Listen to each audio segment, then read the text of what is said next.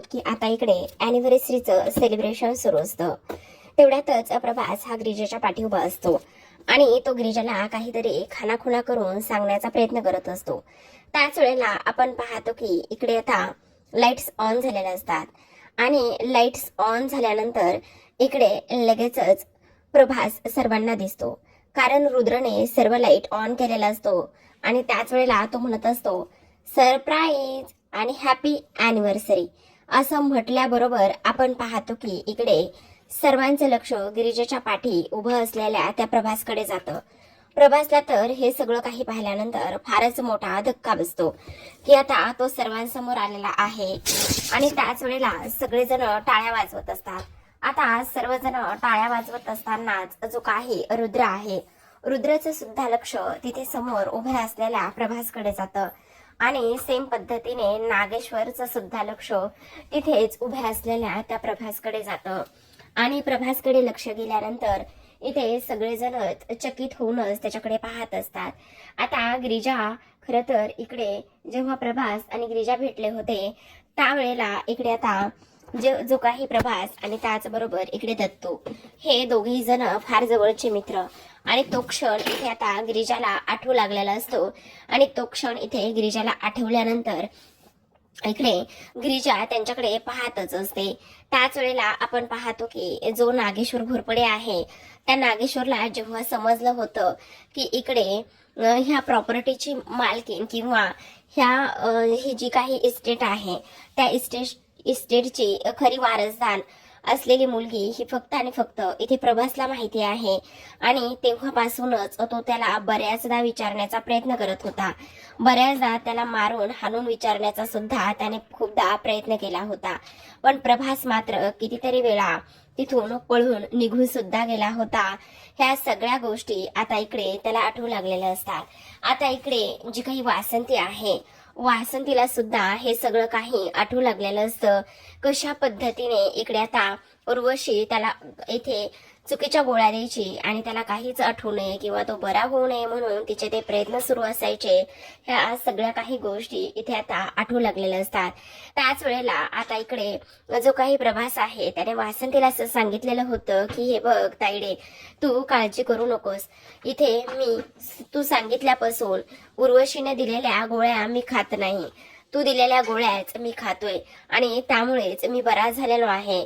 तेव्हा वासंती म्हटलेली असते म्हणजे प्रभास दादा तुम्ही बरे झालात आणि आता तुम्ही बोलू शकता, चालू सुद्धा शकता. त्यावर तो तिला म्हटलेला असतो की हो, हे फक्त तुझ्यामुळे शक्य झालेलं आहे, तू दिलेल्या गोळ्या मी खातोय आणि त्यामुळे ह्या सगळ्या गोष्टी व्यवस्थित शक्य झालेल्या आहेत असं सुद्धा आता इकडे तो बोलत असतो. त्याच वेळेला आपण पाहतो की आता गिरिजा विचार करू लागते म्हणजे प्रभास काका आता बरे झालेत आणि प्रभास काका बरे झालेत म्हणजे या घरची वारस मुलगी कोण आहे आणि ती फक्त आणि फक्त इथे प्रभास काकांना माहिती आहे. ही गोष्ट आता इकडे गिरिजाच्या ताबडतोब लक्षात येते. त्याच वेळेला आता इकडे जो नागेश्वर आहे, नागेश्वर प्रभास असं म्हणूनच धावतच प्रभासकडे जात असतो. पण तेवढ्यातच आता उर्वशी जोरातच ओरडते आणि प्रभास म्हणत असते. जोरातच उर्वशी ओरडल्यानंतर प्रभास म्हणते आणि धावतच आता इकडे ती त्याच्याकडे जात असते.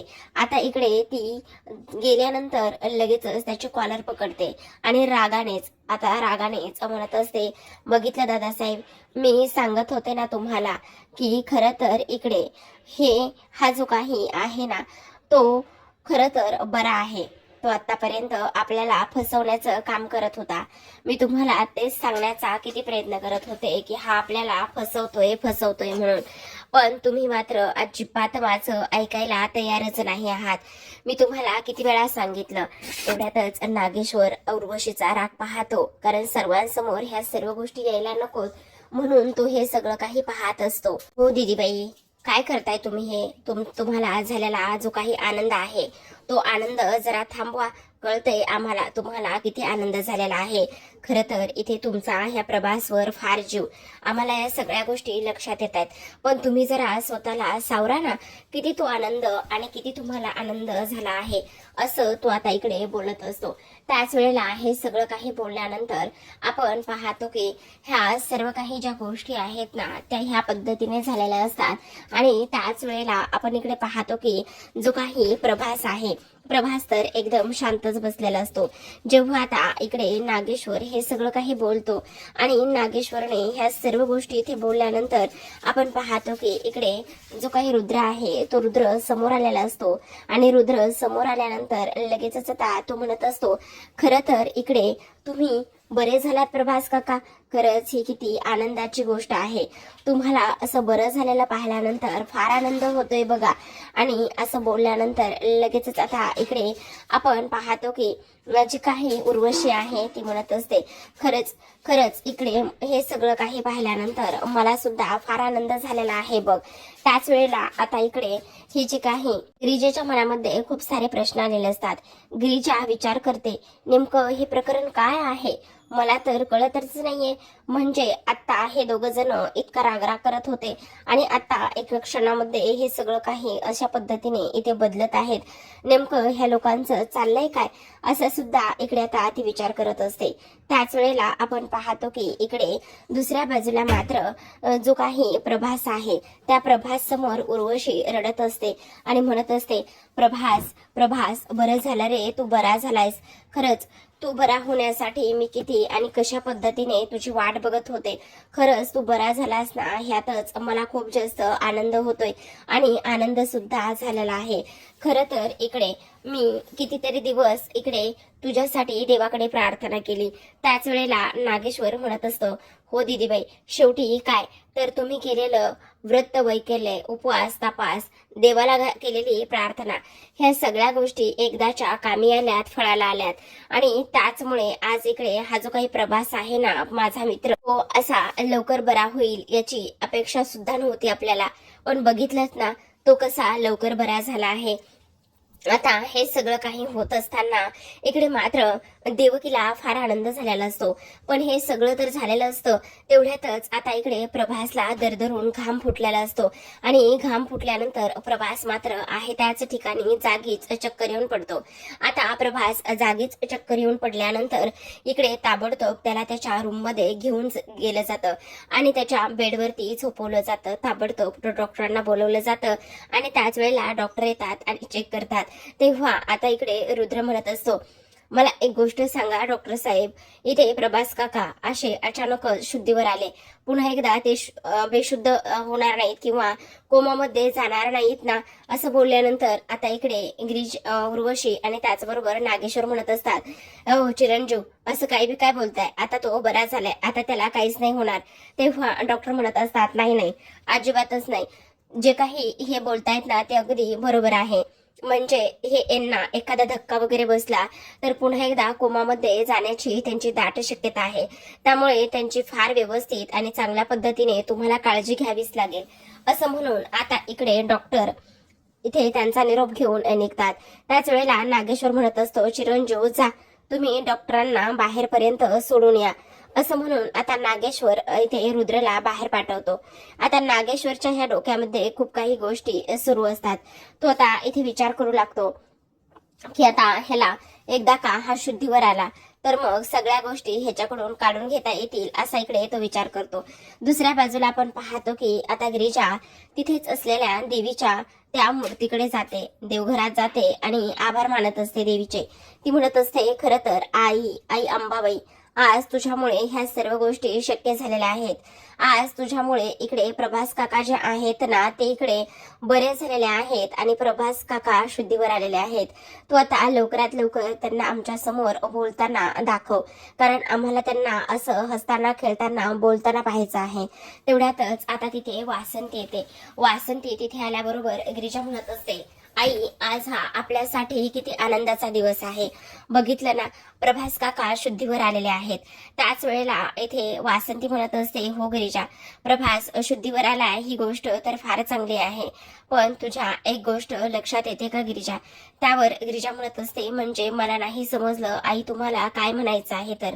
त्याच वेळेला आता इकडे ती म्हणत असते, हे बघ, आता ही गोष्ट जी आहे ना, ती इकडे ह्या नागेश्वरला आणि त्याचबरोबर उर्वशी वंशला समजली आणि आता ती लोक त्यांच्याकडून काही झालं तरी सुद्धा माहिती मिळवायला गप्प बसणार नाहीयेत.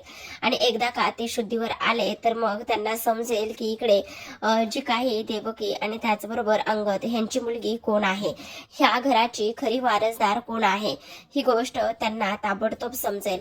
मग एकदा का ही गोष्ट जर त्यांना समजली तर मग काय करायचं, आणि त्याचबरोबर ते प्रभासकडून काही करून ते सगळं काही काढून घेण्याचा तो प्रयत्न करतीलच, असं सुद्धा आता इकडे ते लोक बोलत असतात. त्याच वेळेला आपण पाहतो की वासंती म्हणत असते, त्यामुळे गिरिजा, काही जरी झालं ना तरी सुद्धा आपल्याला ह्या सगळ्या गोष्टी एकदा व्यवस्थित पाहायला पाहिजेत, आणि त्याचबरोबर आता काही जरी झालं तरी सुद्धा इकडे ह्यांचे प्लॅन आपल्याला उधळून लावले पाहिजे. तेव्हा गिरिजा म्हणत असते, तुम्ही अजिबात काळजी करू नका. त्याच अगोदर मी प्रभास काकांना विचारून घेते की नेमकी ती मुलगी कोण आहे, आणि त्याचबरोबर इकडे हे जे काही नागेश्वरचे आणि इकडे आत्यासाहेबांचे जे काही काळे कारनामे आहेत ते कशा पद्धतीने हाणून पाडता येतील आणि काय करता येईल हे आपण लवकरात लवकर पाहूयात, असं सुद्धा इकडे आता ती बोलत असते. हे सर्व काही बोलल्यानंतर इकडे तो म्हणत असतो, दीदी साहेब, तुम्ही अजिबात काळजी करू नका. काही जरी झालं ना तरी सुद्धा हे सगळं त्याच पद्धतीने होणार आहे. काही जरी झालं ना तरी सुद्धा इकडे तो आपल्या हाती लागला पाहिजे, आणि इथे कोणीही त्याच्याकडून सत्य वधवून घेतलं नाही पाहिजे, आणि सत्य वधवून ते आपल्याला समजलं पाहिजे, याचीच आपण काळजी घेतली पाहिजे. आणि आता तो आपल्याच इथे आहे ना, मग तुम्हाला ते काही फार अवघड नाही. पण त्यावर ती म्हणत असते, म्हणजे मला नाही समजलं, ते सगळं मी जाणून घ्यायचंय आणि मी ते सगळं बाहेर काढायचंय. त्याच वेळेला इकडे तो म्हणत असतो, हो मग कोणी कोणी तुम्हीच तर बाहेर काढायचं आहे, आणि ह्या सगळ्या गोष्टी कोण करणार आहे? तुम्हाला तर करावं लागणार आहे ना, दुसरं कोण करणार आहे, असं सुद्धा आता इथे तो बोलत असतो. हे सगळं काही बोलल्यानंतर आता उर्वशी समोर मात्र फारच मोठा प्रश्न इथे निर्माण झालेला असतो. उर्वशी आता विचार करू लागलेली असते, आता हे फारच टेन्शनवाला आहे, म्हणजे ह्या सगळ्या गोष्टी मला इथे शोधायच्या आहेत आणि त्याचबरोबर मला त्याच्याकडून ते सगळं काढून घ्यायचं आहे. ही गोष्ट मात्र माझ्यासाठी फारच मोठा टास्क असणार आहे. दुसऱ्या बाजूला आपण पाहतो की इकडे आता रुद्रने जबाबदारी घेतलेली असते, ती म्हणजेच की त्या ह्याची प्रभासची, आणि प्रभास जोपर्यंत शुद्धीवर येत नाही तोपर्यंत मी काळजी घेईन. आणि त्याच वेळेला गिरिजाने सुद्धा अशी साथ दिलेली असते की काही जरी झालं ना तरी सुद्धा तुम्ही सुद्धा काळजी करू नका, काही जरी झालं ना तरी सुद्धा मी आहे ह्या सर्व गोष्टीची काळजी घेण्यासाठी. आणि त्याचबरोबर इकडे जोपर्यंत प्रभास काका बरे होत नाही, ठीक होत नाही, तोपर्यंत मी सुद्धा त्यांच्या सोबत असणार आहे. कारण माझ्या माहेरचं कोणीही माणूस नाहीये, आणि माझ्या माहेरचं कोणीही माणूस नसल्या कारणाने इथे तेच एक माझ्या वडिलांचे मित्र आहेत, आणि त्याचमुळे इथून पुढे जोपर्यंत ते बरे होत नाही तोपर्यंत मीच काळजी घेईल, असं सुद्धा इकडे आता जी गिरिजा आहे ती बोललेली असते. तर आता आपण इकडे पाहतो की जो नागेश्वर आहे तो आलेला असतो, आणि नागेश्वर आल्यानंतर इकडे गिरिजा सुद्धा तिथे आलेली असते, आणि त्याच वेळेला इकडे गिरिजेच्या हातामध्ये अंथरूण पांघरूण असतं, आणि ते असतं रुद्रचं. आता मला इथेच काकांची काळजी घ्यायची म्हटल्यावर मला ह्या खोलीमध्ये राहावं लागेल, आणि त्याचमुळे इकडे हे अंथरूण आणि त्याचबरोबर पांघरूण ह्या दोन्ही गोष्टी इथे आहेत, असं सुद्धा आता इकडे तो बोलत असतो. आता हे सगळं काही बोलल्यानंतर आपण पाहतो की इकडे नागेश्वर म्हणत असतो, पण ह्या सर्व गोष्टींची काय गरज आहे? त्यावर रुद्र म्हणत असतो, असं कसं, म्हणजे आता मी पूर्ण जबाबदारी घेतलेली आहे म्हटल्यावर मला सुद्धा इथेच राहावं लागेल ना, आणि मला सुद्धा इथेच राहून काकांची काळजी घ्यावी लागेल, असं आता इथे तो बोलतो. त्याच वेळेला आता इकडे जी काही उर्वशी आहे, उर्वशीला तिचा डाव टाकायचा असतो. तेव्हा नागेश्वर म्हणत असतो, पण मी काय म्हणतो, हे बघा चिरंजीव, तुम्हाला यांच्यामध्ये वगैरे कामं आहेत ना. तेव्हा आता रुद्र म्हणत असतो, नाही आबासाहेब, तुम्ही अजिबात काळजी करू नका. हे बघा, तुम्हाला एक गोष्ट सांगू का, एनजीओ मध्ये जे काही काम आहेत ना ते मी श्रीपला आणि त्याचबरोबर इकडे जे काही असतील ना ते मी ऑनलाईन सुद्धा करेल. त्यामुळे एनजीओची काळजी करण्याची अजिबात कोणाला काहीच गरज नाही, असं सुद्धा आता इथे तो बोलत असतो. त्याच वेळेला हे सगळं काही बोलल्यानंतर आता मात्र चिरंजीव हे सगळं काही बोलतायत म्हटल्यावर त्याच्याकडे कोणताच पर्याय शिल्लक राहत नसतो. कारण किती नाही म्हटलं तरी सुद्धा आपण काय करतोय आणि काय नाही हे चिरंजीवच्या लक्षात येऊ शकतो. म्हणूनच आता इकडे नागेश्वर काहीच बोलण्याच्या याच्यामध्येच नसतो. आता आपण पाहतो की इकडे प्रभास झोपल्याच म्हणत असतो, आता इकडे रुद्रने माझी पूर्ण जबाबदारी घेतलेली आहे म्हटल्यावर मला कसलीही भीती नाहीये आणि काही त्रास नाहीये, कारण हा नागेश्वर घोरपडे मला काहीच करू शकणार नाहीये, असं प्रभास आता मनातल्या मनातच बोलत असतो. तेव्हा आता लगेचच इकडे ह्या सगळ्या काही गोष्टी इकडे बोलत असताना तो पाहतो की हो, ते तर अगदीच बरोबर आहे. आणि त्याच वेळेला आता हे सगळं काही होत असताना इकडे नागेश्वर आणि त्याचबरोबर उर्वशी इकडे त्यांचं हे सगळं काही करून ते तिथून निघालेले असतात. ह्या सगळ्या काही गोष्टी इथे निघून गेल्यानंतर आपण पाहतो की आता इकडे दुसऱ्या बाजूला मात्र जो काही नागेश्वर आहे त्याचा हा जो काही प्लॅन आहे तो प्लॅन सुद्धा इथे फ्लॉप झालेला असतो. पण आता गिरिजा विचार करते की हे सगळं काय आहे, म्हणजे ह्या सगळ्या गोष्टी बहुतेक ना फक्त आणि फक्त इथे ह्या सगळं काही करण्यासाठी चाललेल्या आहेत, म्हणजे त्यांच्याकडून सत्य वधवून घेण्याचाच हा ह्या लोकांचा प्रयत्न आहे, असं गिरिजाच्या लक्षात येतं. आता इकडे प्रभास झोपलेला असतो आणि प्रभास झोपलेला असतानाच आता उर्वशी आलेली असते आणि उर्वशी रुद्रला म्हणत असते, अरे माझी अशी इच्छा आहे, जेव्हा प्रभासला शुद्ध येईल ना आणि प्रभासला शुद्ध आल्यानंतर त्याने पहिलं मलाच पाहावं किंवा मलाच भेटावं अशी माझी इच्छा आहे आणि त्याचमुळे मी हे सगळं काही करत आहे. आता प्रभासच्या एका बाजूला उर्वशी तर दुसऱ्या बाजूला इथे नागेश्वर दोघेही जण बसलेले असतात आणि हे दोघेही जण बसल्यानंतर लगेचच आता इकडे प्रभास जेव्हा डोळे उघडतो, प्रभासने डोळे उघडल्याबरोबर समोर मात्र त्याला एका बाजूला नागेश्वर तर दुसऱ्या बाजूला इकडे उर्वशी दिसते. आणि त्याच वेळेला आता नागेश्वर त्याचे कॉलर पकडतो आणि नागेश्वर त्याचे कॉलर पकडून त्याला म्हणत असतो, आत्ताच्या आत्ता सांग की ही प्रॉपर्टीची खरी मालकीण कोण आहे आणि तू त्या पोरीला कोणाकडे दिला आहेस, खरं खरं सांग, नाहीतर तुझं मात्र काहीच खरं नाहीये. मी इथे तुझं काय करेल ना ह्या सगळ्या गोष्टी मला नाही माहिती. मी तुला सांगितलंय ना की आत्ताच्या आत्ता ह्या सगळ्या गोष्टी मला खऱ्या खऱ्या सांगायच्या म्हणून. त्याच वेळेला उर्वशी सुद्धा म्हणत असते, दादासाहेब मी तर म्हणते याचा जीवच घ्यावा, मला तर ह्याचा फार राग यायला लागलेला आहे. तुम्हाला हा व्हिडिओ आवडला असेल तर लाईक करा, शेअर करा आणि चॅनलला सबस्क्राईब करा. बेल नोटिफिकेशन ऑलवर सेट करा, जेणेकरून सगळ्या नव्या व्हिडिओंच्या अपडेट्स तुम्हाला मिळतील. तुमच्या प्रतिक्रिया आणि कमेंट्स नक्की कळवा.